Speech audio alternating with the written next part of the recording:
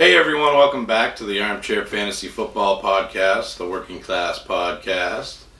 We are the blue collar ballers, John and DJ, and we're going to get right down to business today, my man.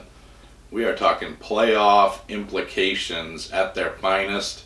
The playoffs have arrived, and it's win or go home for a lot of us. Or go home in one league. I don't want to go home in any of them. I'm in the playoffs in every league, and I feel very fortunate to be there. Fantasy football, there's a lot of skill involved, but there's also a heck of a lot of luck involved as well, and I've been on the wrong side of that in the past. Hopefully I can take home a championship or 2 or 3 or 4 or 5 or 6. Well, I don't know. I'm not eligible for Roto in a couple of leagues. I might be out of the hunt there, but... Hey, a trophy's a trophy and a prize is a prize. Definitely a lot of opportunity for gold. I like to win a championship every year, and hopefully I can keep the now 6-year streak alive and continuing moving forward. John, you're in the playoffs in a couple of leagues, right? Yes. You're the number 2 seed in one league with a Yes. bye, so you've got a lot of playoff implications as well, and hopefully the listeners do as well. I hope that we have helped to get each and every one of you to the playoffs, and maybe even further. And today's start-sit conversation and dialogue is hopefully going to get you to the next round. But before we do that, we got a lot of news to break down, John. Yes, not too much, but a little bit. So, Matt Breed for San Francisco practicing full today, so it looks like he's trending towards playing, which means Mr. Mostert may take a back seat, or don't know how Tevin Coleman's been so cold. They may use a 3-back committee here. It's not a good matchup either, so No. I would fade them all. It's the playoffs, darn it. I should have had you cue some music here, but it's the geez. return of the Mac. Marlon Mack has been cleared for full practice and has a good chance of playing this week. That's good. That's good. I know I saw somebody in one of our leagues cut Jonathan Williams and picked up the other guy there that stinks. Jordan Wilkins, yeah. Hey, Mr. Wilkins. Dominique Wilkins, I don't know. Not Marlon Mack, so they might be a little disappointed if they're not able to start Wilkins, but Marlon Mack would be a welcome addition to the fantasy football world, I can tell you that much. Although Williams did a fair decent job in his stead. So now we go to Minnesota. Minnesota expects Dalvin Cook to be close to 100% and will play against the Lions. Vikings are not ruling out Adam Thielen for Sunday's games against the Lions. But I hope not. But he did not practice Wednesday nor Thursday. He's becoming an injury diva. The Cook thing we'll break down when we get into that game, but I have an interesting theory on that. Okay. Next bit of news, Marquise Brown, or Hollywood Brown, pops up on the injury report, but got a limited session today. It's his ankle. Okay. So this guy seems to be on the injury report a lot. He's a little guy. He's not a big Yeah, guy. he's not 100%. So that was a big concern when he came out, was what his durability would look like. And he hasn't missed a ton of games, I don't think, but he's definitely been banged up throughout the regular season. Greg Olsen is trending towards not playing against Atlanta this week. His concussion, team says we'll use a committee approach for tight end. I would stay away from this one if I were you. I would too. I think it's a pretty good matchup, but new coach. I know same offensive coordinator with Norv Turner, but they might make some adjustments. Who knows? McCaffrey gets the ball every play. And maybe he doesn't now. You know what I mean? Maybe they try to spread it out more. Maybe Ian Thomas, is a league winner. Who knows? I mean, pick him up and stash him. Maybe. This is more for next year. But Cam Newton underwent foot surgery for his broken foot, so he was already on IR. Surprised they waited this long, to be honest. He could have been back by now if they actually would have just done it at the beginning, but I guess they held off for second opinions, and now it's the whole...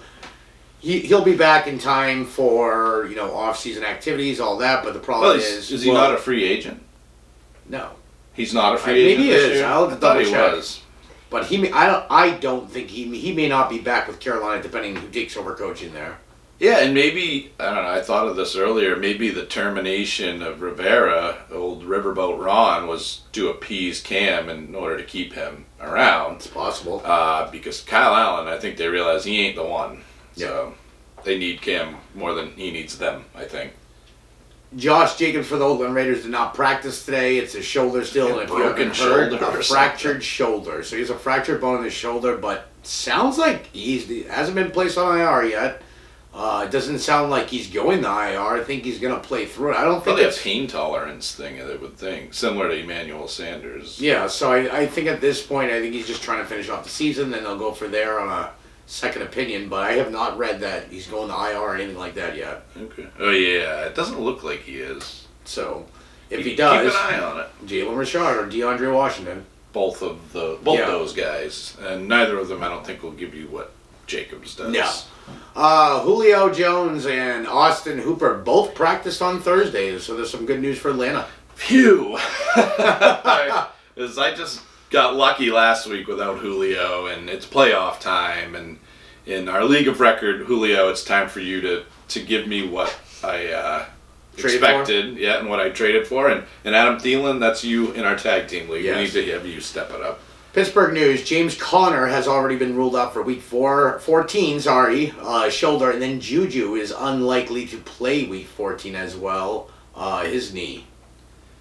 Yeah. This is such a weird scenario because I think if these guys weren't in contention, both of these guys meaning the Steelers, if the Steelers were not in contention, I think Smith-Schuster and Connor would be on IR as we speak. And I think that the fact that they're 7-5 or whatever they are, and they are in contention, speaks to the fact or the reason why these guys are not on IR. I don't know that it matters. To some degree, you have to come to a point where it's about preservation of your most talented players, and Juju Smith-Schuster is by far their most talented offensive asset right now, and to a lesser extent James Conner. And they're winning without him, so I don't know. They're not going to shut him down, but I don't think either's playing this weekend. And again, I would not be surprised to see these guys end up on IR very shortly, specifically James Conner. Damian Williams did not practice again, and Darrell Williams is done for the season with his hamstring. He has been sent to IR. This is why they also signed Spencer Ware, and now they have Darwin Thompson. So the backfield becomes very murky and muddy here. I think you could argue that Darwin Thompson is a more talented runner than either of those guys, or any of those guys. And I think McCoy's going to get a piece of the pie ultimately, no matter what. I don't think it's a big piece because I think they want to preserve him as well. But I think Darwin Thompson, man, he's the guy to own here. I really do. I don't know that you would start him this week against the Patriots. I think that would be too risky, and we won't even discuss him, frankly. When we get to that game, it would be that risky. But Darwin Thompson is an interesting case over there in Kansas City. I like that kid. And we liked him going into the season, too. I thought he might be that Kareem Hunt that busted out of nowhere this year. But it just didn't happen. It might happen this week, yeah. Golden Tate practices in full, and Evan Ingram gets in a limited session. Daniel Jones does not practice, and Eli. Time for love. Yep, and Eli Manning will start if Jones can't go. And it sounds like Jones probably is not going to go. No, I don't think he's high playing. Ankle sprain. I got to be honest with you. We're talking playoffs. And again, we'll get it into detail when we break this game down, but I got a hard time starting any Giant not knowing. I know that Golden Tate has a chemistry with Dr. Jones.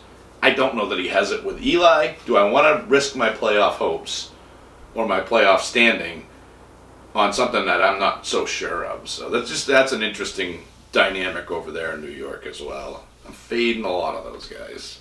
Okay, let's go into the games. Ready to get into it? So I'll follow your lead. We're going to start the Thursday night game, tonight's game. The Dallas Cowboys 6-6 will travel to Soldier Field to take on the Chicago Bears, who are 6-6.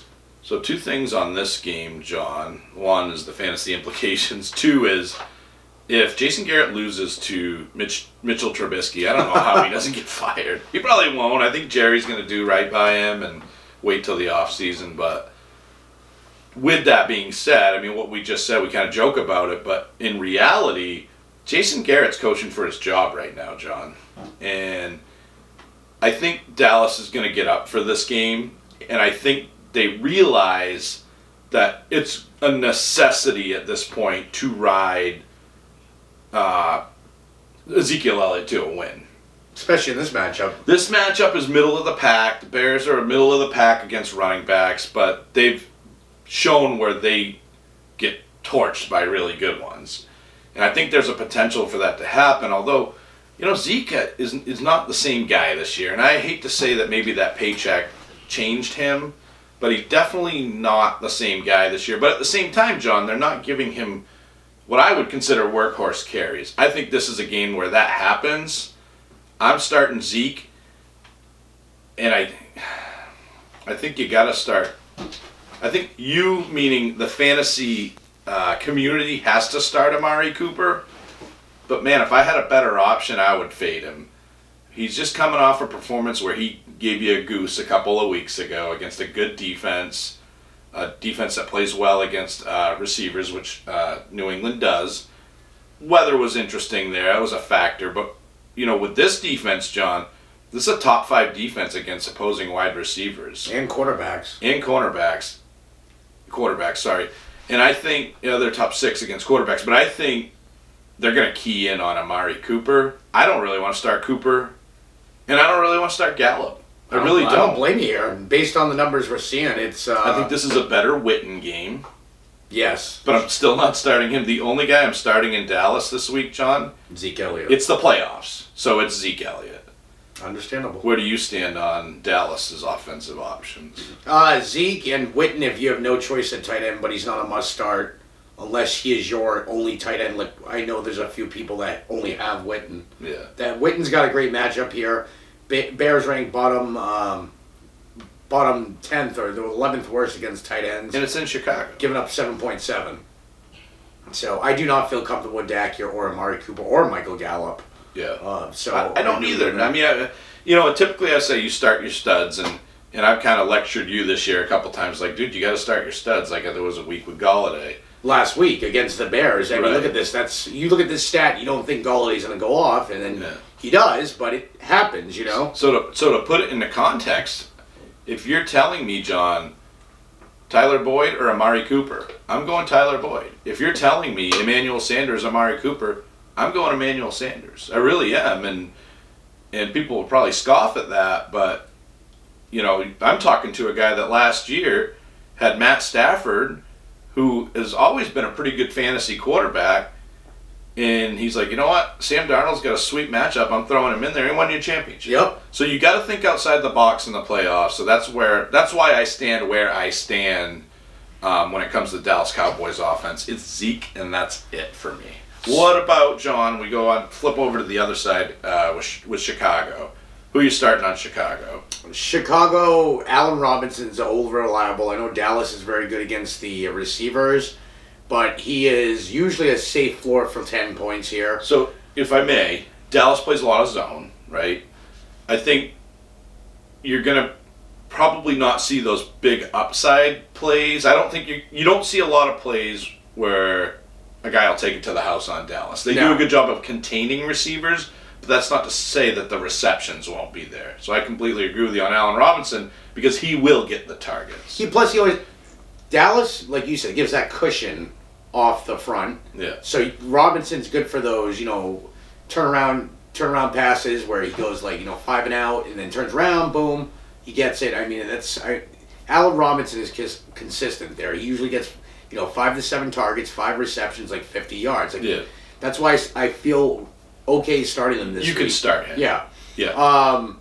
I'm not starting Trubisky. I'm not starting any other receiver. I don't believe in the Anthony Miller hype after 1 week, especially against the Cowboys. Well, I believe in Anthony Miller, just not in this game and not with Trubisky. I do like Montgomery in this game, but his usage scares me, so I'm going to say no. It is a decent matchup. Dallas is middle of the pack against the run. Tariq Cohen, I think, would have the better chance because I feel like Chicago's going to get behind here, and they're going to use Cohen a lot for passes out of the backfield to try to get caught up in a speedy offense. So Cohen is frustrating because you never know what his touch count's going to be. Last week he had 7 touches. And that's not going to be enough for you this week. But you, again, like John said, you have to look at it situationally. And this week, this is my sneaky start of the week, Tariq Cohen. He is tailor-made for, I think, how this game is going to play out. Number one, like you said, I think there's a potential that they could be playing from behind, not far from behind. I think this game's going to be closer than people think. But number 2, he is the type of guy, C. Cole Beasley, that will destroy this defense. And it's those underneath passes, the guys that can get open in space, and when they get open in space, they can make things happen. Tariq Cohen is one of those guys. I think Montgomery's okay, and you could probably start him, and he's not going to kill you. He's not going to hurt you. But I would definitely start Tariq Cohen. It's a boomer bust call. Don't get me wrong. But I got a feeling, guys. I got a feeling deep in my gut that Tariq Cohen's going to blow up in this one. And I could cost you your playoffs by saying that. But those are the guys. But am I right? Those are the guys that you have to look at. Those are the matchups you want to find, and it's a gamble. I was right about Beasley. Yeah, it's a gamble when you sit there and you got to take that. What's the word I want to use? A stand on something and how you think the game script will be played out. And like I'm saying, I'm not seeing Cohen running for 50, 60 yards here, guys. He'll be lucky if he gets 20 or 15 yards rushing. It's upside and possibly a kick return. In a touchdown. In a touchdown from a kick return, possibly a punt return. Or it's a possible him getting the pass. I could honestly see him getting about 7 to 8 targets out of the backfield here. 5 catches, 50 yards. It's funny. I was going to say 5 for 60. Yeah, 5 for 50 with a touchdown here. Yeah. And a bonus if he gets a punt return. Right. A big bonus. So this is the type of play that Dallas does allow opposing teams to take to the house, is those underneath little shifty in space guys. They struggle more with that than they do your prototypical receiver or running back. So yeah, that's where I stand. I think Robinson and Montgomery are okay starts, more so Robinson. I mean, probably I'm having a hard time starting Montgomery, but he's going to get goal line carries. He's going to get usage. I just think Tariq Cohen's a sneaky guy to throw in your flex that could win you the week. I really do. And then, of course, in Dallas, it's Zeke. Okay, we'll move on to the Sunday games. Washington Redskins 3-9 will travel down to Green Bay. We're 9-3. You know what I just thought? We're doing this show late this week, so this game will already have... Unless you listen right when we post it tonight, this game will already have happened. Which will probably be 20 minutes or a half hour before the game. So, it could be a little earlier. Well, yeah, so... That's all good. Good luck with that. We'll see. Start everybody in that So case. Washington versus Green Bay at Green Bay. Let's start with the Green Bay side. Washington versus Green Bay at Green Bay. And we're starting with the Green Bay side. Yes. You're starting Aaron Rodgers. This is an Aaron Rodgers week. This is a Devontae Adams week. Those guys are locks this week. I really look at it that way. As far as Aaron Jones is concerned, it's a really good matchup for him. So I think you're definitely starting him. To a lesser extent, I think you could start Jonathan Williams, but buyer beware on this, because Aaron Jones has busted a couple of times in the last few weeks. And I can tell you why he's busted. Tell me more. Devontae Adams is back. He's getting the bulk of the targets. There's definitely a factor. There's an element of that to it, I think. Here's the thing, guys. But this is too good of a matchup to not start it. Yes, no. Washington is 12th worst against running backs, giving them 19.7 a game. The thing that scares me about Aaron Jones, yes, this is a great matchup, and you have to based on goal line carries as well. But what scares me about Aaron Jones is since Devontae Adams' return has come, he's barely been used in the passing game like he was before. Adams is getting all... Because Daddy's home. Daddy's home. Yeah. He's taking all the targets. Right. And Devontae Adams is facing the 14th worst team against wide receivers this year, giving up 22.9. And let's be honest, Adams is the number one there. Rightfully so. And rightfully so. He's an alpha receiver. He's another guy I traded for. My honest opinion, if you have Aaron Jones, you have to start him. You have to. Based on the matchup. Just understand that it may not be what you're expecting. It might even be touchdown dependent. And there's been a lot of those games for him this year, and he just happens to get the touchdowns. And Williams, if you don't have Jones and you have Williams on your team, he's risky. He's risky here because there's a team that has the usage. I would not start Williams. I wouldn't either. But there's definitely a situation where you could see him have more points than Jones. It's happened numerous the last few times. Weeks, yes. Yeah. So the must-starts for me are Aaron Rodgers and Devontae Adams. And then Aaron Jones, I hate to use the mentality, well, you start him because he got you there. But I'm telling you guys, if you have two way better matchups, it might be something to think about. But this is a really good matchup, so you got to go with Aaron Jones. What about the Skins? Are we risking our playoff implications or our playoff lives on anybody on that team? Anybody. Only one I would say, and it's even risky, would be Darius Geis or Adrian Peterson based on the matchup. It's too tasty of a matchup. It is a good matchup, but just know that not only Adrian Peterson was in for more snaps than Geis, but Thompson had more snaps too. So it's just really interesting that they really have split this backfield into three. I think Geis is the more explosive of the two when you compare him to Peterson. It's a really good matchup, but here's my concern, John. My concern is that they get from behind, and then they're going to abandon the run. And I think that really washes Peterson, and if that happens, I think Thompson's going to benefit the most out of the three of them. Not starting any of them. Sounds good. McLovin, no. If Washington had a tight end worthy, I would say yes, but no. Jimmy Graham might as well be out there in a wheelchair.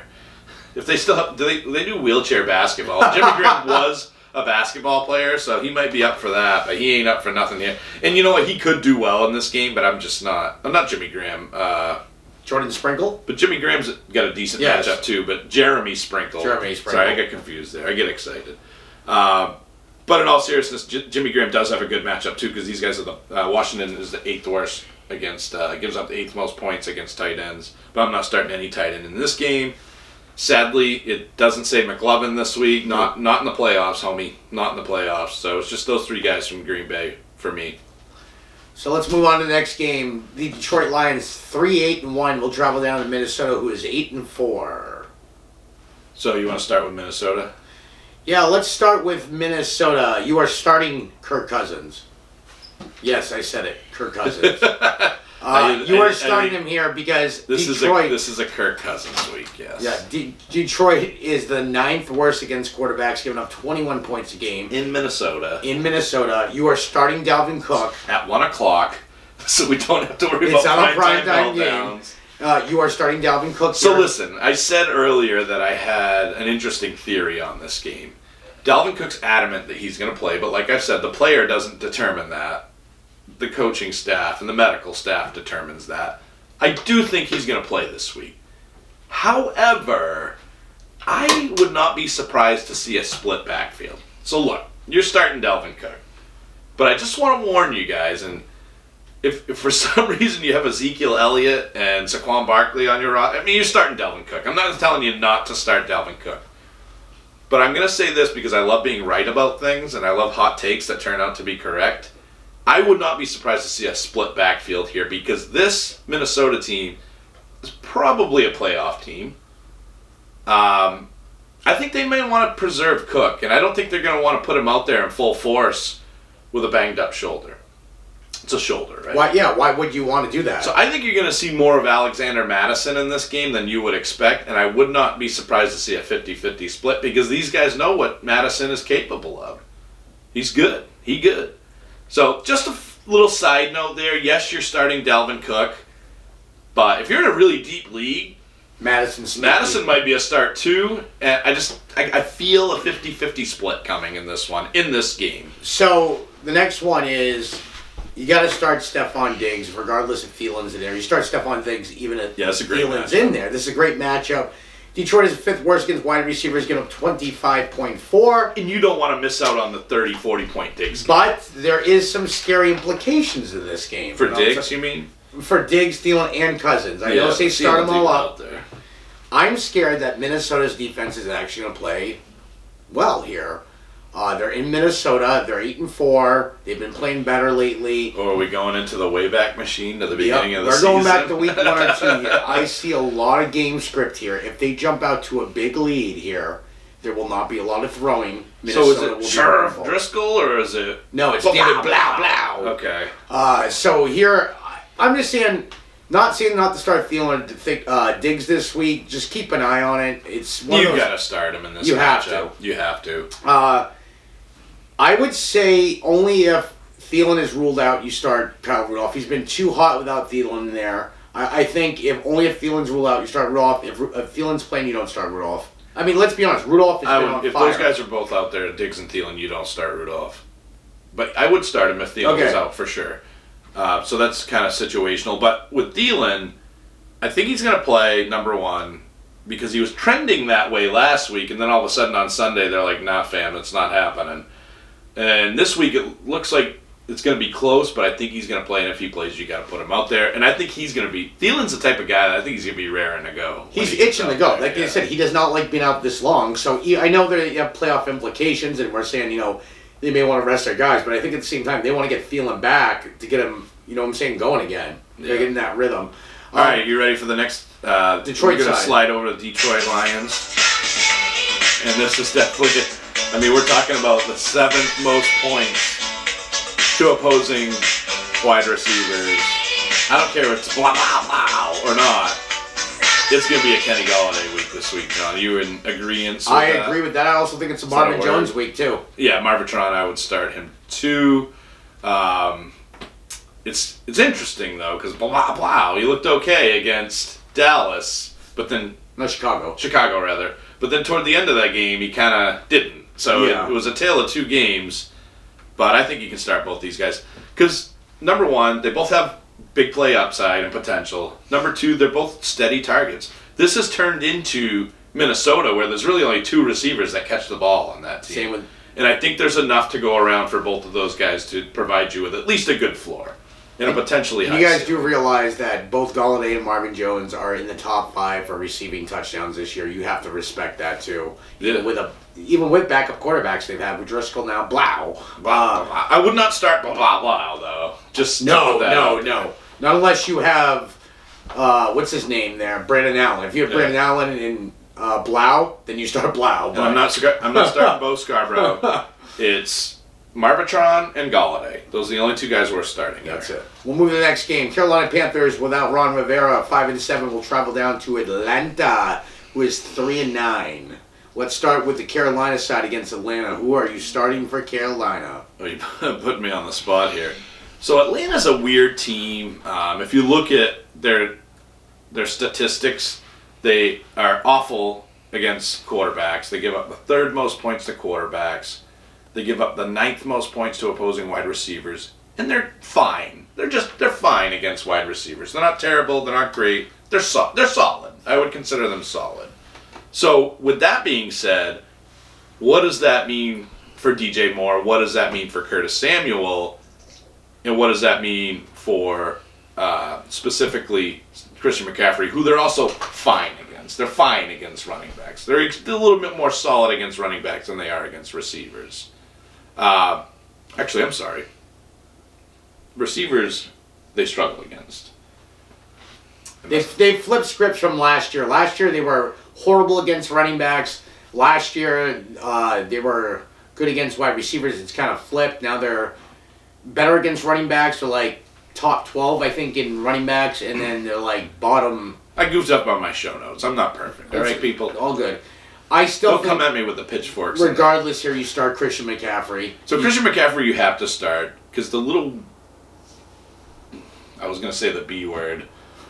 The BAST. The last game he played, I believe he had 12 targets against these guys. RD. That guy, he scores 30 points no matter what. So if you're going against him, good luck. That's not going to be fun for you. So you're starting Christian McCaffrey. That's obvious.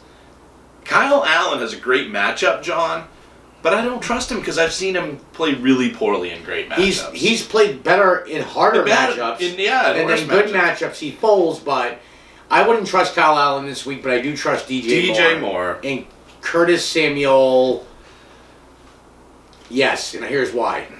Greg Olson's going to be out. More targets for him. Okay, so let me ask you this. You're in the playoffs.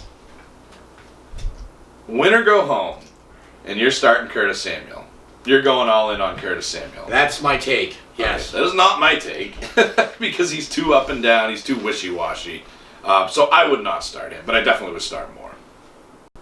What about Atlanta? Hot Atlanta, John. Who you starting on? Hot Atlanta. Looks like Julio Jones will play. I hope that happens. It seems to be a lock, Jerry. But what do you think? You starting him up? He's a little banged up. Yes. Yeah, it's a solid matchup. The Carolina Panthers are literally can't say the word too well, but middle of the pack against opposing wide receivers. You know what's sneaky about this though, John? and it has gradually went in this direction throughout the course of the season. The Panthers give up the most points to opposing running backs you can. So Devonta Freeman is a burning ember right now, but he's burning out. He's at the end. He's coming to the end of his life as a starting running back in the NFL. I firmly believe that. But this is that one last breath you have, that one last gasp. This is it right here. I think Devonta Freeman not only is a start in this game, John, but I think he's a must start. Okay. Not a Mostert, a must start. A Mostert.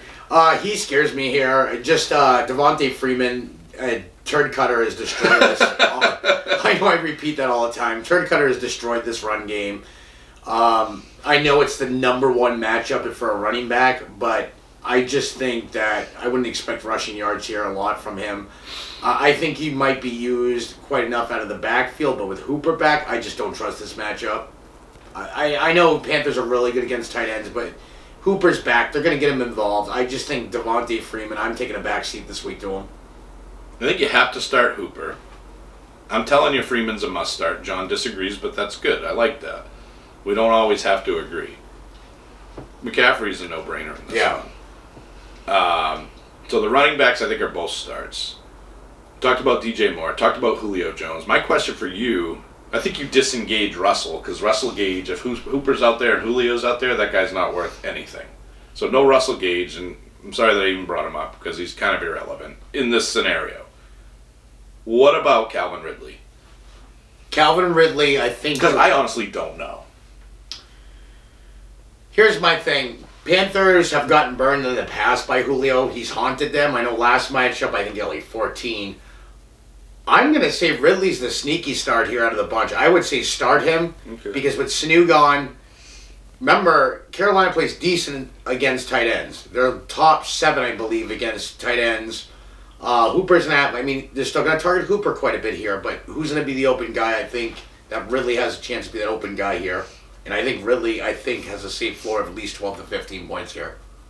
Yeah, I mean, in this defense, they're pretty banged up too. I'm interested to see how they perform coming off, the termination of Rivera, of Riverboat Ron. I think, I don't know, I gotta look something up here, John, because I am literally so on the fence on Calvin Ridley. But I'm curious to see how he's been since Hooper has been out, because I think he's seen a lot of... I think Hooper coming back really hurts this kid.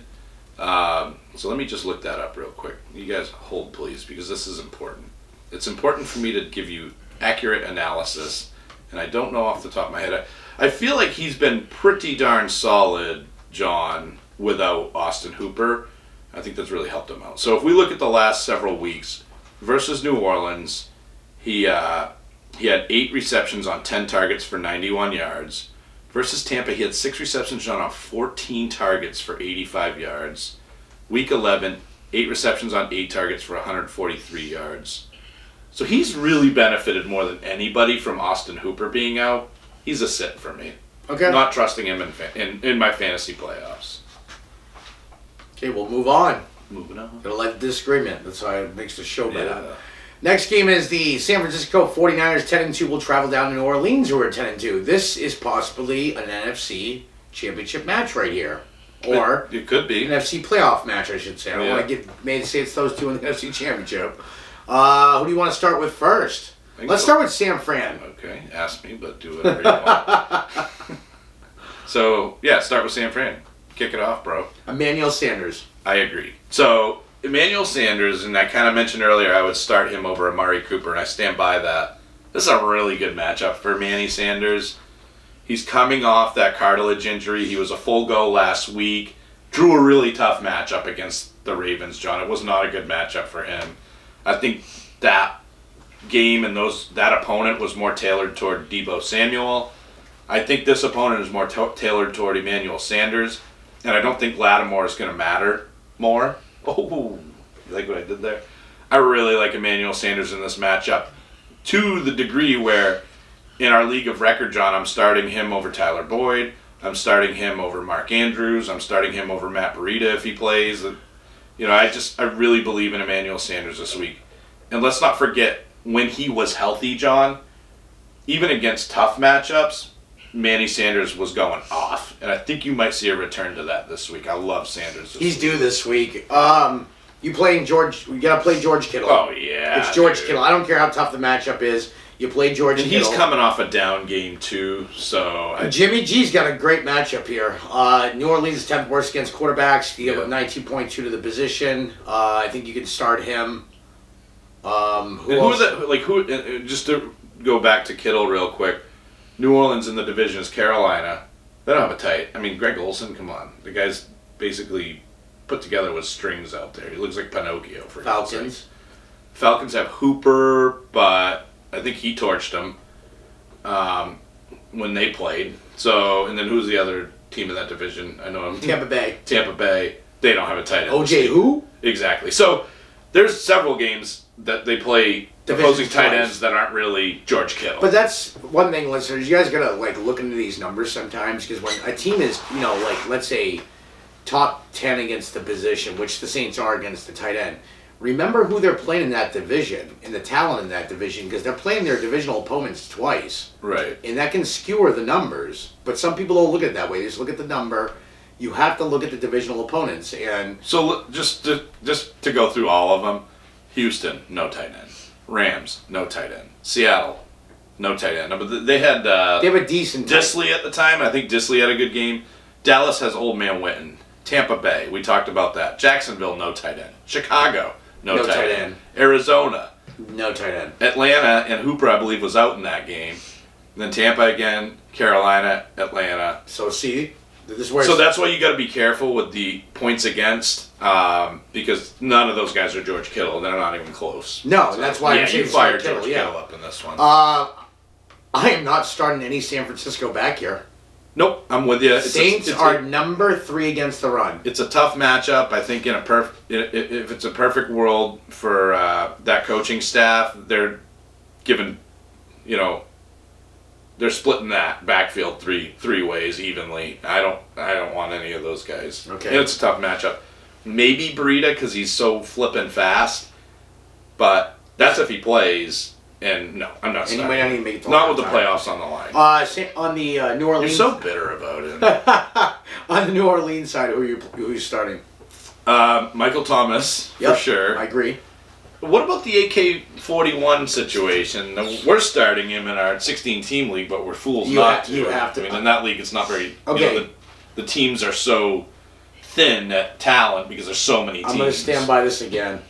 I said it last week with Lamar Jackson. I know he's a quarterback. Yeah. But what did I say about San Francisco the last 8 games? They've let up a 100-yard rusher 6 out of the last 8 games. Kamar's back, baby. I hope so. San Fran, Kamar's back. I hope so, because I thought it was this week. And, of course, Kamara provides you with the pass catching. Kamara's kind of like Zeke. He's kind of like Fournette. You're going to get the floor. So, yeah, you're starting Kamara. You're starting Michael Thomas. And, honestly, that's it. I'm not starting Drew Brees. Oh, no, not in this matchup. I'm not willing to do that. It could be, this game could end up being a shootout. But, again, there's a difference between the playoffs at week 8. I'm not starting Drew Brees. I don't blame you. So we'll move on to the next game. Next game is the 1-11 Cincinnati Bengals will travel down to Cleveland and play the Cleveland Browns, who are 5-7. So, big question, and this is something that I thought about. I picked him up, but I ended up trading him to you, I think. So you have him in our league of record. So if you were in the playoffs, would you start Baker Mayfield against Cincinnati? Yes. Cincinnati is the 8th worst against quarterbacks, giving up 21.1 a game. This is a must-start for Baker Mayfield. This is the matchups you were talking about. We're going to disagree again. Oh! It's the playoffs, John. I am not starting that train wreck, Baker Mayfield, nor am I starting anybody else on that offense with the playoffs in line except for one guy. Nick Chubb. No. No? No. He's got a great matchup here. Jarvis Landry. Okay. That's the must start. Okay. You're starting Nick Chubb. I mean, he goes without saying. But in terms of guys that I truly believe in, it's Jarvis Landry. And to a lesser extent, Kareem Hunt. I just got a soft spot for that guy this year. He's performing well. In reality, I don't disagree with John. You could probably start all of them. But there's something about this Cleveland Brown team, John. You got the Freddie Kitchens with the t-shirt. It's just so many things going on. The Bengals have played a little bit better defensively. I trust Jarvis Landry, and I'll start the running backs. Odell. I don't know, dude. I don't trust Odell. He's only had 2 100-yard games this year. Yeah. So I would not start Odell. Jarvis Landry's the number one there. I hate to say it. He is the number one wide receiver there. Remember, Jake made fun of me when I said Jarvis Landry's value was not going to be affected by Odell Beckham. If anything, his value was going to rise and increase. And it did. And that's exactly what happened. I don't trust Odell Beckham. And if you've owned that guy all year long, you can't tell me that you do too. There's no way. Nope, sit him. Okay, on the Cincinnati side, who are you starting? This is an okay matchup for Cleveland, but for Cincinnati. But Cleveland's probably better at certain positions than you would think. For example, wide receiver, they're ranked 22nd, so they're in the top half against wide receivers. So they're not bad. Not bad. They're solid against opposing wide receivers, but I think Tyler Boyd gets the volume, John, in this one, especially with AJ Green, Captain Obvious out again. I'm starting Tyler Boyd in this one. What about John Ross if he's back? No, I'm not. I'm not willing to start him or Tate. Based on usage. Not in the playoffs. Okay. Nope. I get what you're saying. Nope. It's Boyd for me, and it's a really good matchup for Dalton. I don't trust him. I don't trust Cincinnati. Yeah. I mean, Boyd would be the only. I would not start Dalton in this divisional matchup against the Browns because of playoff implications. The most susceptible part of the defense for Cleveland is against tight ends, but I'm not going down that road either. The biggest question mark for me, John, is Joe Mixon. What are your thoughts on Joe Mixon? No. So we're saying Boyd. I'm saying Boyd. Mixon, no, because his usage is all over the place. 1 week he's getting 21 carries. Next week he's getting 14 carries. 1 week he's getting 4 targets out of the backfield. Next week he's getting 0 targets out of the backfield. I can't trust him. I do not trust Zach Taylor there to make those decisions. Like I said, I think Zach Taylor will be fired. It'll be the best thing that ever happened to Joe Mixon because this guy has killed Joe Mixon this year. Yeah, one of the things I looked at before we came to the show, John, was how these guys have performed against each other this season. Well, they haven't played Cleveland yet. So there's really nothing to base it on. I think the usage is there, John, but if you look at Mixon last week, 19 carries for 44 yards, 2.3 yards a carry. The week before, 18 for 79, 4.4 yards a carry. Fine. 15 for 86, 5.7. So to your point, and then one game he's got 4 receptions, one game he's got 1. So I agree with you on the inconsistency here. Are you just feeling like Joe Mixon week? I'm probably not starting him either. Okay. Again, there's the trust. The circle of trust, everybody. You have to have the circle of trust. That's why, personally, if I had Stephon Diggs, I wouldn't start him because I don't trust him anymore. But it's the right thing to do. He's got a great matchup. Mixon doesn't have a great matchup. It's not a matchup that it's a sure thing that it's so good of a matchup. If they were going against Detroit Lions or something, I'd say yes. Yeah. But not in this case. Yeah, and I could see them playing from behind. I think it's gonna be a close game. I think it might be a good game, but the only guy I trust on the Cincinnati side is Tyler Boyd. And like I said, in Cleveland, I think you start the running backs and you start Jarvis Landry. Okay. Next game, Indianapolis Colts 6-6. You did, but just to put a bow on that, you are a Baker guy this week. Yes, I am a Baker guy. Okay. Indianapolis Colts 6-6 will travel down to Tampa Bay, who are 5-7. So let's start from the Indy side.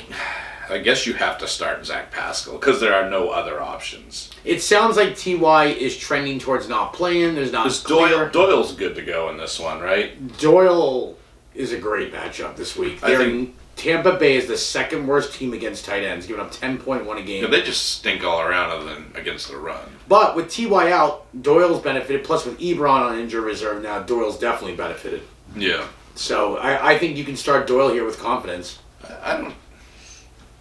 Yeah, if you don't have one of the top guys. Yes. If you don't have a Kittle and Mark Andrews, I agree one of those with guys. For sure.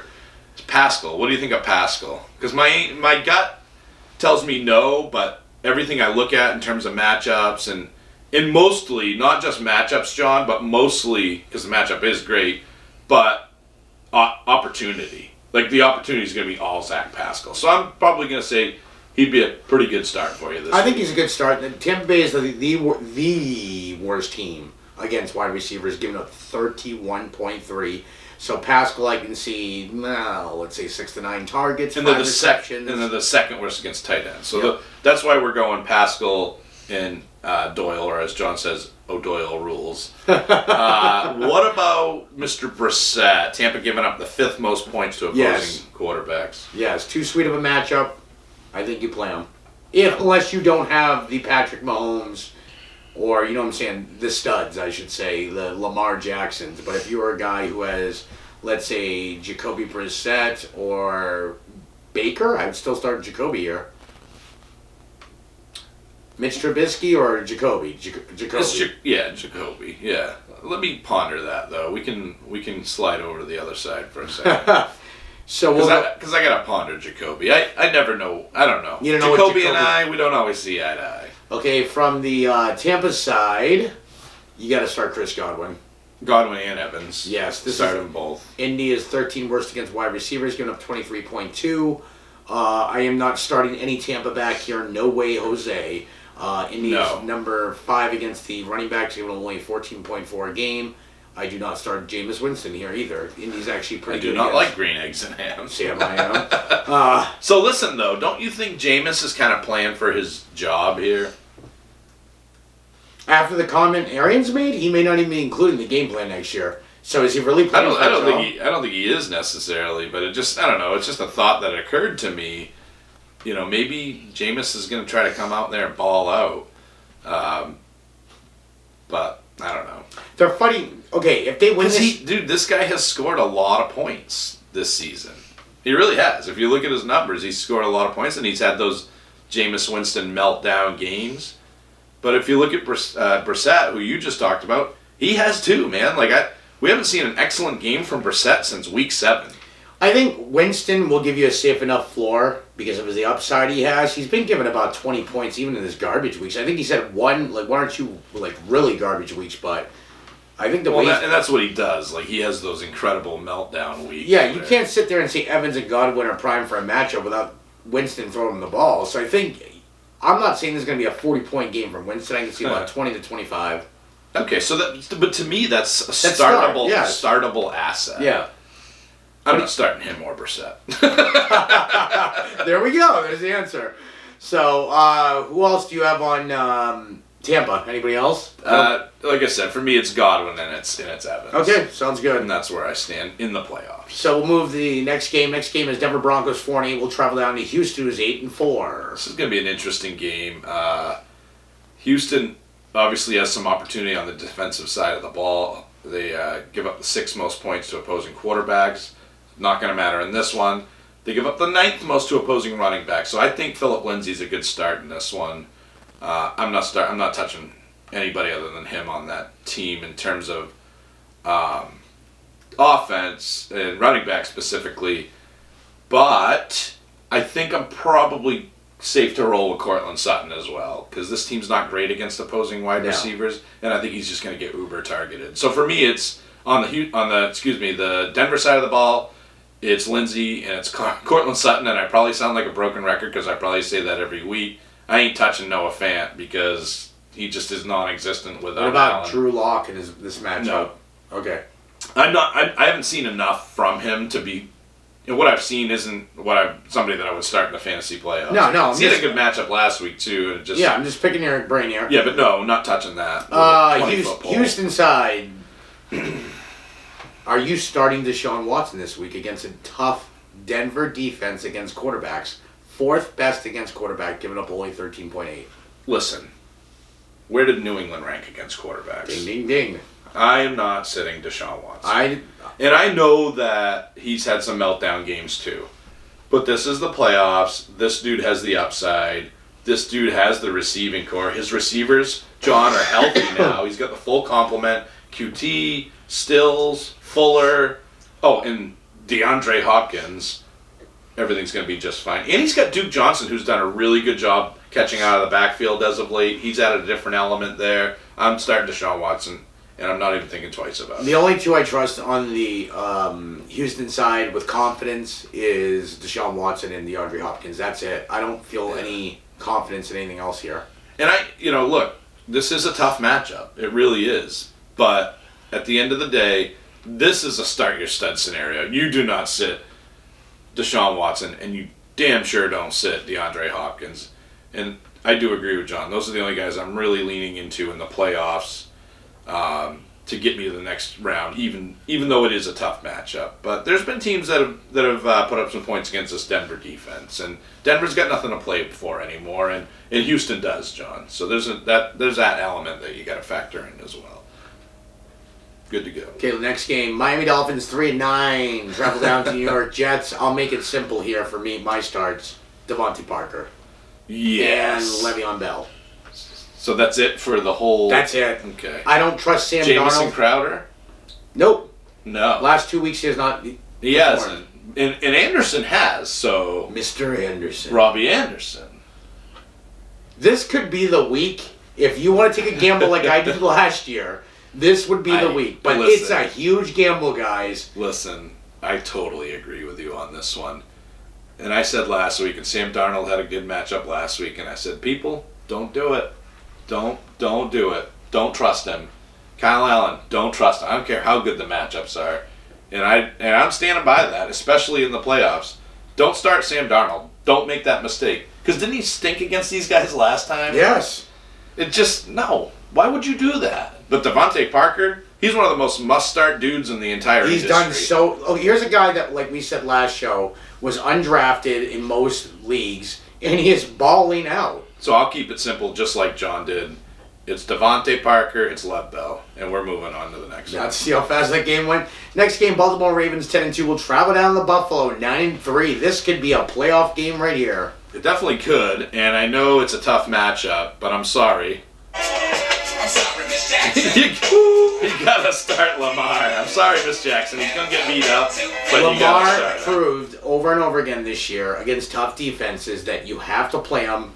I did say it last week, I believe. You guys can go listen back to the show to see if I'm right. But Yeah. I did say start Lamar Jackson because he will get 100. He just runs the ball and nobody can stop him. Like, he was trash last week through the air, but he just got it. He made it happen through the. He's got on those the sea ground. legs. He can do both. He's great, man. He's I gotta come up with a code name for him. Aquaman. No. Like the Kavorka code, the Konami code. We'll think of something for him. That's my homework for this weekend. Okay, that so and a win. You start. Ingram's got a great matchup here. Yeah, you start Mark Ingram. You start Mark Ingram. Other than that, Mark Andrews, but you are facing the number 2 defense against tight ends. If you have no option, you have to start Mark Andrews. But if you have options, I would take him here. This is a tough matchup. It is. Oh, trust me, and that's the reason I'm starting Emmanuel Sanders over him. Mark Andrews, bro, he's had some tough matchups before. And he's dominated them. And he's come through on those. So, I'm going to tell you something right now. If Mark Andrews is your tight end, he's in your starting lineup. It's as simple as that. The Buffalo Bills, they're good. They're good in every aspect of the defensive side of the ball, John. But I just don't know if they're going to completely take Mark Andrews out of the game. Even the Patriots. Again, I'm going to go back to the Patriots. Similarly ranked defense, and I don't know. I like Mark Andrews in this one. If you're looking at his last several games, like, he has not had a lot of bad games the last 4 or 5 weeks. And I can actually bring it up right here if you're interested to know, John. He had 14 this past week. The week before against the Rams, he had 6.5. Prior to that against Houston, 17.5. Cincinnati, 23.3. This guy's just balling out. New England, he did actually struggle against New England, but I don't know. I just think he's going to be fine in this one. Okay. So I'm not starting him, but I think Emmanuel Sanders has a much better situation. So we'll go to the Buffalo side of the ball. You start Josh Allen here against the number 2 team against quarterbacks. Sorry, number 3. What do you mean? 4. No? Number 4 against quarterbacks. No. No. Okay. Heavens to Betsy, no. And I get it. Josh Allen's got a similar style. Yes. No. But he's not Lamar I'm not Jackson. starting him against The only one I actually feel comfortable with starting here with a decent floor is John Brown. He's been too consistent other than 1 or 2 games. He's just gotten 10 points regardless of every week. Last week, I think he got 10 points. I'm not starting John Brown. Okay. So that's it? Nobody from Buffalo at all? I didn't say that. Well, yeah, I guess no. Yeah, I was going to say there's nobody else left unless No, you're I'm not. starting I'm fading Buffalo this week. Okay. I like Singletary. I don't like the matchup. You know, I do have a little change of heart on John Brown though, because there is a different dynamic in this one. Do you know what it is? Same dynamic Cole Beasley had last week. Oh, the revenge narrative. I totally forgot about that. Is it important enough though to start Brown?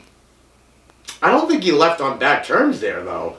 I mean, this team, like, if you look at their ranking, John, Buffalo against, Baltimore against wide receivers, they're good, but they're not shut down. They're ranked 21st, so they're in the better half, but I still can't trust John Brown in the playoffs. All that for that. Not in the playoffs, man. I'm trying to play devil's advocate with myself, but no, can't do it. Can't do it. Okay, next game. LA Chargers 4-8 will go down to Jacksonville 4-8. This is an interesting game. The Chargers are pretty good in the secondary, but they got their safety back there. And Derwin James, but they didn't they didn't look that great though last week. So I don't know. What are your thoughts on this one? You have to play DJ Chark here. He's been he's been too good. I mean, he has just been too consistent for the most part. He's the top 10 receiver easily, so you have to play DJ Chark here. Question, which Minshew are you getting here? I'm not starting Gunter this week. There are some matchups coming up that I would love to start him in over the next couple of weeks, but I'm not starting. My must start on Jacksonville more than DJ Chark is Leonard Fournette. He faces the 8th worst team against running backs, giving up 20.6. And Leonard Fournette, even if he bombs you for only 50 rushing yards, is going to make up for it in targets here. He should eat. He's been eating, getting the targets out of the backfield this year. Great matchup. What is this? Well, I'd say the last 5 or 6 games, at least 10 points just from the passing game. It's a great matchup for him. This team gives up the 3rd least amount of points to opposing wide receivers. They're in the top 10 against opposing quarterbacks. So the Chargers have a really good secondary, and the way that Jacksonville is going to win this game is with Leonard Fournette, and he'll catch passes too. I completely agree with you on that one. As far as DJ Chark, D.D. Westbrook, bro, it's a hard matchup. I don't know, man. Chark's the 10 wide. I think Chark. I think Chark. Yeah, I think Chark. You notice I didn't say Westbrook. I like Westbrook, but you can't. You're not going to get. You have to basically choose between the two because both of them aren't going to go off in this one. I don't think. And if I'm choosing between the two, I'm going with the more upside guy, and I think that's DJ Chark. And Gunter definitely had some good chemistry with him as well. And Leonard Fournette has a great matchup. But the problem is, and I don't even think it's a problem. I'm saying in my head the problem is Jacksonville needs to keep pace with LA. But Phillip Rivers has been trash, number one. And number two, Lenny's going to get the catches still. His role is baked in at this point. So those two guys. What about on the LA side of the ball, John? What about Keenan Allen, first and foremost? No. Ooh, some heat coming off that, man. You gotta cool that off. Jacksonville is like top 12 against wide receivers, only giving up 20.9. I just don't think. I think if LA is going to stay competitive in this game, they're going to have to use Melvin Gordon and Austin Eckler here. Jacksonville is 6th worst against running backs. I think those guys are 2 must-starts. Melvin Gordon's been getting the volume, and Eckler, even though he's not seen as many attempts. I'm going against both of them in our league of record. He has seen the targets out of the backfield. Yeah. I do like this Hunter Henry matchup. Jacksonville's middle of the pack here. So you're not starting. So what you're telling me is, and it is in Jacksonville, so that's a different wrinkle there. And I mean, I don't even know if the Chargers are in contention anymore, are they, John? No, they have 8 losses, unless a miracle happens. They're 4-8, and they're 2-4 away. So they're 500 away. Man. Oh, Keenan Allen. Do you sit Keenan Allen? And Mike Williams, for that matter. Yes, I say yes. I'll go with you on that one because I'm torn on that What one. about the Melvin Gordon Austin Eckler? This matchup's too good. Yeah, definitely start both of them. Jacksonville can't stop anything on the ground, and Eckler can catch passes. So I think Eckler's ceiling is a lot lower than it was before Gordon really started to come back around. But yeah, I'm facing these two guys, John, and I'm scared to death, honestly. So that tells you, start them both. Phillip Rivers is a no for me. No. I don't. The matchup is decent here, but it is a no for me based on his play. Sit Uncle Rico. Yeah. Well, you were talking about Uncle Rico's Gardner. I'm talking about Phillip Rivers. No. That's what everybody else calls Gardner Minshew. I don't call him that. I call him Gunter, number one. You know this. Okay. Number two, I've forever called Phillip Rivers Uncle Rico because he throws just like him. I he's just been playing poorly here. I don't trust him, so I don't like the match. He's got 50 kids he's chasing around, John just lost his audio. It was weird. I was listening. I couldn't hear him, and I know he could hear himself. It was an odd second. I had to take a pause there and fix it. I'm like, what are you doing now? Oh, I lost my audio. Okay, we'll go into the next matchup. The Tennessee Titans 7-5 will travel down the Oakland Raiders 6-6. Derrick Henry. That's it. For Tennessee. I agree with Am I that. wrong? No, Derrick Henry for Tennessee. Henry. That's That's easy. another broken He's record. a top 3 back, and guess what? I'm probably playing against him in some league. I haven't looked yet. But What about, in all seriousness, what about Tannehill? Tannehill's got a good matchup here. See, I would start Ryan Tannehill over Baker Mayfield. 4th worst against quarterbacks. Yep. Quarterbacks. Giving up 21 points. Ryan Tannehill's one of those guys that you can start over the big name that you have. I would start him over Drew Brees this week. There, I said it. Tannehill's a start. I like him. Okay. So Tannehill and Henry. Receivers, don't touch them. They're fantasy poison. They're everywhere. What about Oaktown? Oaktown. We got Tennessee, who gives up the 7th most points to opposing tight ends, John. Darren the Baller Waller is a must start. And Josh Jacobs if he's playing. Yeah, if Jacobs plays, you're starting him. I just don't trust any of the receivers enough to start any of them, so really it's just those two. I don't trust Tyrell Williams. Look at last week. No. Great matchup. Renfro's out. He should be seeing more targets. He collapsed. Yep. I agree with you 100%. He didn't literally collapse. Everybody's okay, but... Jacobs and Waller here. Yep, definitely. So let's remember, guys, we're not throwing a bunch of names at you. We're not throwing a bunch of sleepers at you. This is the flipping playoffs. You need the best of the best out there. So next game, Kansas City Chiefs versus New England Patriots at New England. Let's start from the KC side. Okay, so what do you think? Pat Mahomes. Pat Mahomes, yes. And here's the reason why. They do not do well against running, shifty quarterbacks. Mahomes is not a Lamar Jackson. No. But he has enough that he can move around enough in the pocket to make those throws. You know what else he has? I'm going to tell you what else he has. What does he have? It's a secret here. Yes, Kavorka.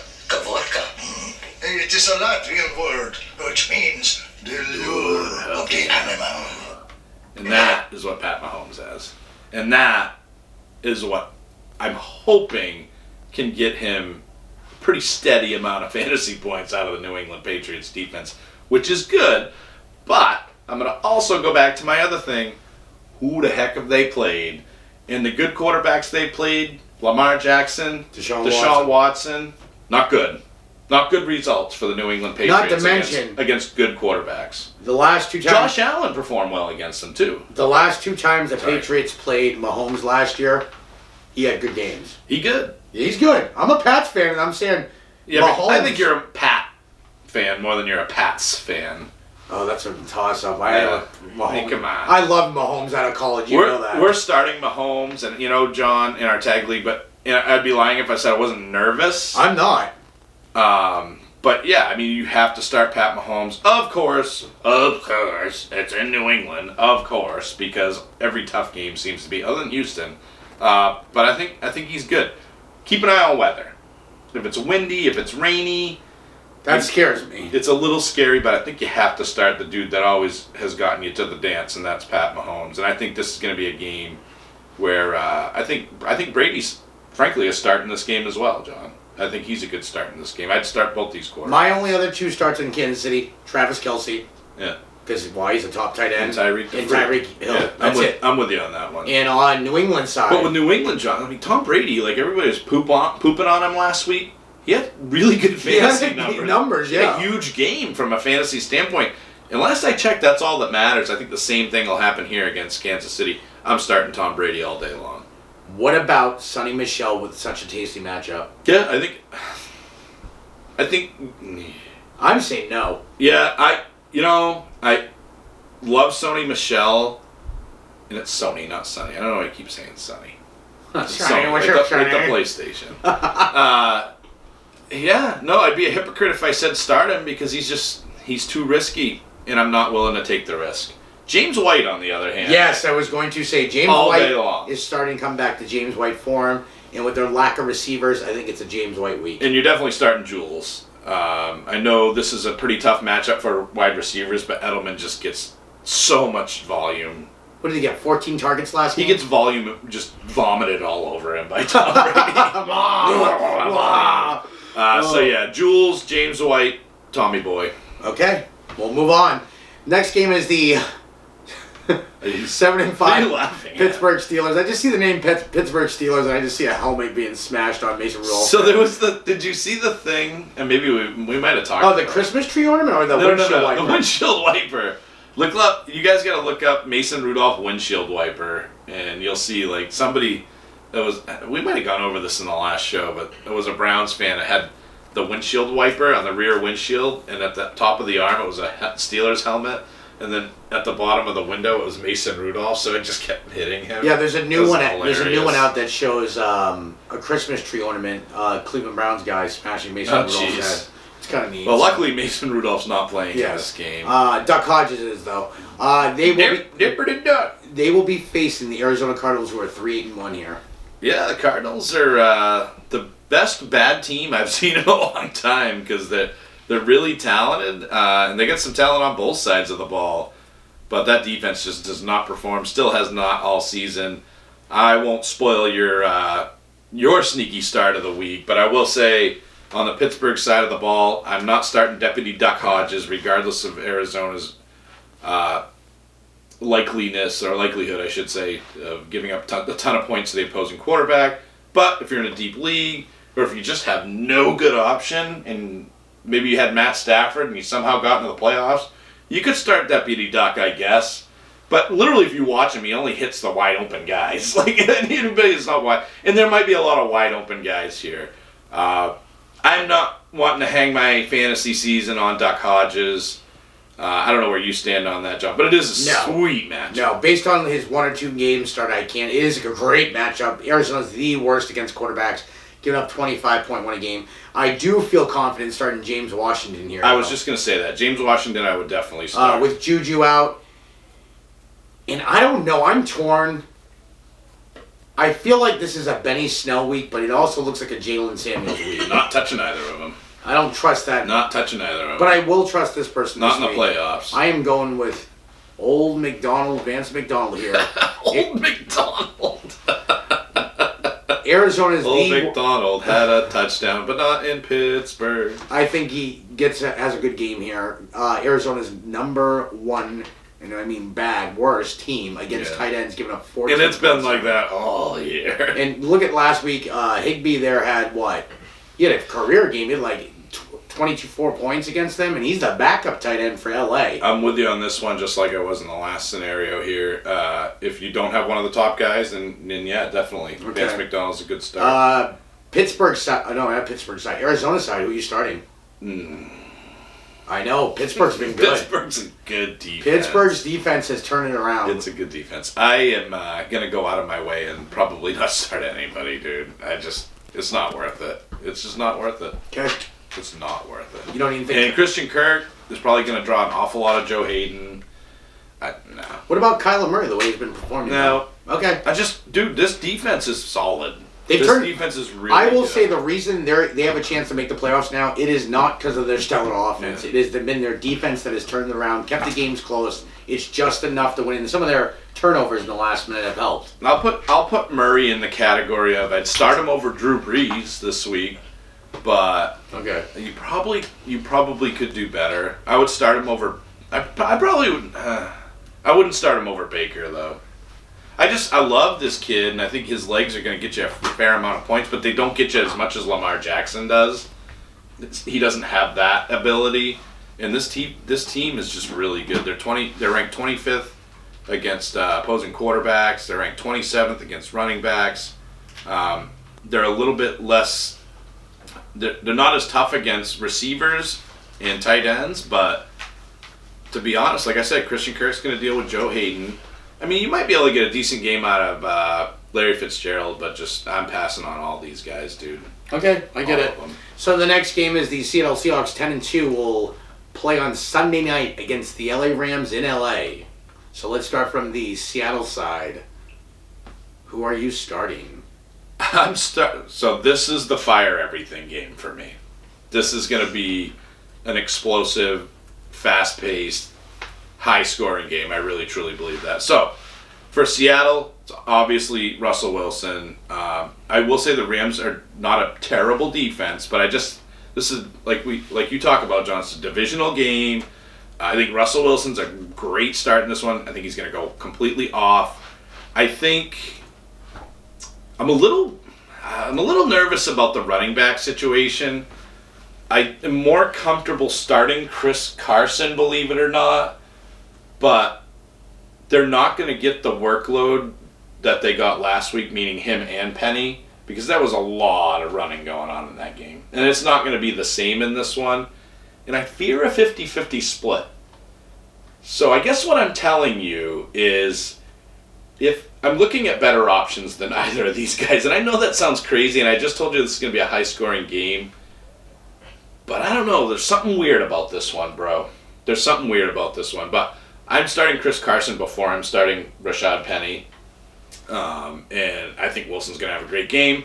I think this is going to be a good DK Metcalf game. And I think Tyler Lockett is going to be unbelievable in this game. I think he's had a rough couple of games. He's hearing it from the fans. He's hearing it from the press. I think Tyler Lockett's going to go off in this game, dude. I think he's going to could definitely single-handedly win you your week. That's my take on that side. Okay. Rams. What about Hollister? You have to. I don't know what it is, but Seattle, for some reason, whoever's been the tight end this year has just been benefiting from Russell Wilson. And he's played well. Yeah. So again, same situation. If you don't have a top guy, Hollister is a good start. Okay, what about the Rams side? I'm oh God, I want to start Goff. I really do, bro. And I'm starting Goff. I think this is going to be a high-scoring game. Goff's at home. I think this is a week where you can start Jared Goff. I think Brandon Cooks finally comes back to form this week. I got a feeling these guys are going to be chucking the ball down the field, and I think Brandon Cooks and Tyler Lockett are going to benefit the most from that. So I definitely am starting Brandon Cooks. Robert Woods has been his old self. I'm starting Robert Woods. I'm starting Todd Gurley. Start them all. And I know Seattle has got an okay defense against opposing running backs, but I don't care. I'm not starting the tight ends because I never know which one to start in LA. As of right now, Gerald Everett is not practicing. So if Everett doesn't play, then Higbee's a great start in this one. Especially why, folks? Seattle Seahawks, the fourth worst against tight ends, giving them 9.7 per position. I'm starting and I kind of poo-pooed Penny and Carson. I just don't know what to expect because Penny has really earned an even share. He's come on hard lately. You don't understand running. He's running good. This is what we expected from Penny at the beginning of the season. It's actually coming on too late, but it could change the whole dynamics of the team next year. But I agree. This is my fire everything game. Yeah, it's a timeshare here. So we'll go to the last and final game for Week 14. Not a fire everything game. This should not be a Monday night game. They should have fixed this, but Monday night, it will be the 2-10 New York Giants traveling down to Philly, who is 5-7. And it sounds like Dr. Jones will not be available for this one with a high ankle sprain. Looks like Eli Manning. All right. Are you ready for this, John? Yes. Are you ready? Are you sitting? Yes, you are sitting. Yes, I am sitting. I think you could start Eli Manning in this game. I really do, man. I think Eli has been sitting on the bench watching Dr. Jones drop ball after ball, throw pick after pick, and he's like, I'm sitting because of this guy, and I think Eli also knows this is his audition for every other team in the league that's going to be looking So for this a could quarterback. possibly be a career game for Eli. Start Eli Manning in this game. I like it. Just saying, No, I not, like only that take. not only that, John, the matchup's good too. So let's Yes. not forget that the most important part is how good is the defense that you're playing against. Philly's middle of the pack against quarterbacks, John, and they're real bad against opposing wide receivers. They're the fourth worst, right? Fourth worst against opposing wide receivers. I think it's an Eli Manning day. I also think it's a golden tapey. Yeah, I'm a little nervous about it just because I feel like Eli has the chemistry with Shepard and not Tate. So I think Shepard could really benefit in this one. Darius Slayton's good too. My problem is, John, I'm going to say I'm not starting any receiver Just because you're not sure. because I don't know which one it's going to be. You don't know what it's going to be. or what the target share is going to be here. Eli likes to chuck the ball too. Darius Slayton fits that mold. What about he has? I think Ingram's gonna have a great game. Okay. Not a receiver, so he doesn't qualify. No, I as was a going to say receiver. tight end. I was going But yeah, I would start Evan Ingram because he has the chemistry with Eli, and he's probably the best playmaker outside of Slayton. You know, I'm kind of happy Eli is going to start because I can tell you one thing. You know who has not been beneficial since Dr. Jones has started? Who's that? Saquon.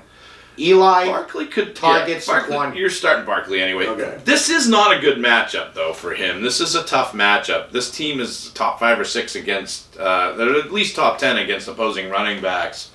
So, and I can look that up for a sec. So Philly gives up 15.9 points a game to opposing running backs. That's a tough matchup. They're top 8. They're one of those top 8s that I like to talk about. If you're in the top 8, stay away. I think Barkley's going to be heavily involved in this game, though. I do too. That's why I'm glad Eli's back. On the Philly side, who are you starting? I know who I'm starting.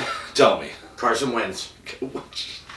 I don't know, man. Carson Wentz this week. New York is awful against quarterbacks. They are 7th worst against quarterbacks, giving up 21.2 here. I'm also starting Alshon Jeffrey here. He threw 3 touchdowns last week, but he played Miami.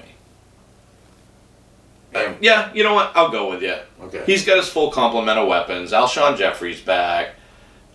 He's got Aguilar out there. He's got Ertz. He's got Goddard. This is a great matchup. Yeah. Love Miles Sanders this week with Jordan Howard probably being out again this week. The guy's going to get the usage. Even if J.J. is still involved, he's still going to have 80% of the share between the receptions out of the backfield, the running.